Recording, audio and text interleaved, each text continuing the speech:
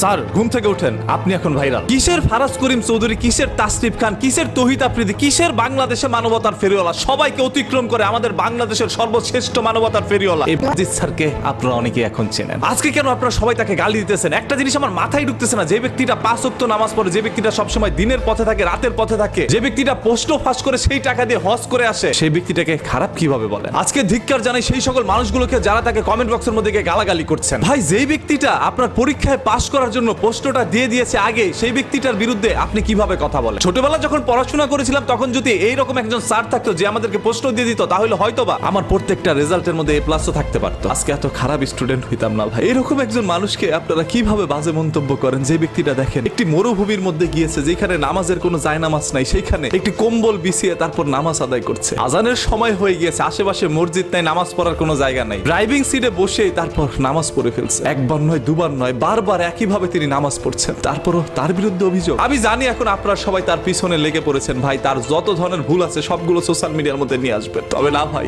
একজন মানুষকে এইভাবে আপনারা তুচ্ছ তাচ্ছিল্য করতে পারেন না। তিনি যেইভাবে মানবতার কাজ করেছেন, এটা কিভাবে আপনারা ভাই ভুলে যান? আমার খুবই লজ্জা লাগে এরকম একজন মানুষকে নিয়ে আপনারা বাজে মন্তব্য করছেন। এটা দেখি আমি ব্যক্তিগতভাবে তাকে অনেক ভালোবাসি, অনেক পছন্দ করি। তিনি এবার কোরবানি ঈদের মধ্যে হাজার হাজার মানুষের মাঝখানে মাংস বিতরণ করেছেন। এছাড়া মাঝে মাঝে দেখা যায় অসহায় মানুষের পাশে তিনি দাঁড়ান। আজকে যদি তার বিরুদ্ধে এরকম অভিযোগ করেন, তিনি যদি রাগ করে গোসা করে আর কোনোদিন ভিডিও না বানায়, আর কোনোদিন মানবতার ফেরিওয়ালাদেরকে সাহায্য না করে, তাহলে কি হবে? আপনাদের মতো লোকের কারণে এই সকল মানুষগুলো আজকে মানবতার ফেরিওয়ালা থেকে রিকশাওয়ালায় পরিণত হচ্ছে। গতকাল যখন ফেসবুক বা সোশ্যাল মিডিয়ার মধ্যে ঢুকলাম, তখনই দেখলাম এরকম একজন মানুষের বিপক্ষে নানা ধরনের বাজে মন্তব্য করা হচ্ছে। হাজারো শিক্ষক রয়েছে যারা প্রতিনিয়তই প্রশ্ন ফাঁস করছে, তবে তাদের বিরুদ্ধে আপনারা দাঁড়াচ্ছেন না, দাঁড়াচ্ছেন আজকে মজিদ স্যারের বিরুদ্ধে। এই স্যারের একটু চেহারার দিকে তাকান, চেহারা থেকে নূর বের হচ্ছে। এমনও কিছু স্টুডেন্ট রয়েছে যারা জীবনও ভাই স্কুল কলেজের দরজার মধ্যেও যায় না, আজকে তারাও এ প্লাস পাচ্ছে। কত মানুষের কপাল খুলে দিয়েছে এই স্যার, আজকে তার লুঙ্গি ধরে আপনারা টানাটানি করছেন লুঙ্গি খোলার জন্য। কপাল খুললে পৌষ মাস আর লুঙ্গি খুললে সর্বনাশ। এই কাজটা আপনারা করেন না ভাই। একজন স্যারের ইজ্জত ধরে রাখার দায়িত্ব প্রত্যেকটা স্টুডেন্টের। যদি অনেকদিন আগে পড়াশোনা শেষ করে আজকে চেয়ারে বসছি, তারপরে শিক্ষকদের প্রতি সম্মান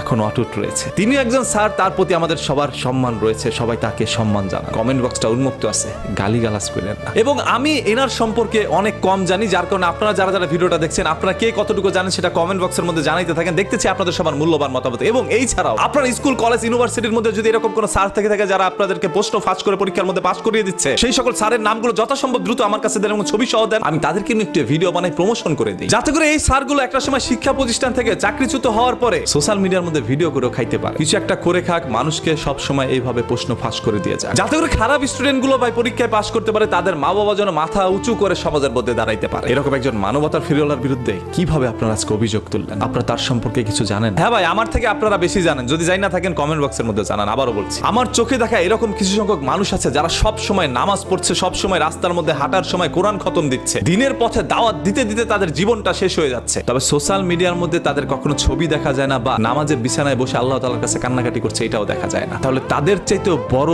দিনদার হচ্ছে এই স্যার, যে স্যার প্রতিনিয়ত নামাজের বিছানায় বসে একটা করে ছবি তুলে আপনাদের কাছে উপহার দেয়, আপনাদেরকে দেখায় দেখো আমি নামাজ পড়ি, নামাজ পড়ো তোমরাও। এইভাবে সোশ্যাল মিডিয়ার মধ্যে নামাজের দাওয়াত দিচ্ছে, আপনাদের সবাইকে অনুপ্রাণিত করছে তার দিকে। তারপরও আপনারা তাকে বাজে মন্তব্য করবেন না। আমি এই স্যারের বিরুদ্ধে কোনো কথা বলতে চাই না। তিনি আপনাদের আইডল হতে পারে, প্রশ্ন ফাঁস করে হয়তো একদিন আপনাদেরকে পাশ করাবে। কালবালা পত্রিকাও লেখা হয়েছে, প্রশ্ন ফাঁস করে যা কামিয়েছি সব আল্লাহর রাস্তায় খরচ করেছি। দেখছেন, একটা লোক যত যা কিছুই করুক না কেন, সব আল্লাহর রাস্তায় খরচ করছে। শিক্ষায় যদি জাতির মেরুদণ্ড হয়, তাহলে মেরুদণ্ডহীন শিক্ষার্থীকে প্রশ্ন ফাঁস করিয়ে পরীক্ষায় পাশ করিয়ে দিলে আমাদের জাতির মেরুদণ্ড সবসময় ভেঙেই যেতে থাকবে। আমাদের জাতি কখনো শিক্ষার আলো মাথায় নিয়ে মেরুদণ্ড শক্ত করে দাঁড়াতে পারবে না। দেশ সবসময় ক্রমাগত পিছিয়ে যাবে যদি এরকম কোন শিক্ষক আমাদের বিদ্যালয়ে থাকে। বিদ্যালয় থেকে যথাসম্ভব দ্রুত এদেরকে বহিষ্কার করা হোক। প্রশ্ন ফাঁসকৃত প্রত্যেকটা মানুষকে যথাসম্ভব দ্রুত আইনের আওতায় নেওয়া হোক। আদারওয়াইজ শিক্ষার আলো নিভে যাবে এই দেশে।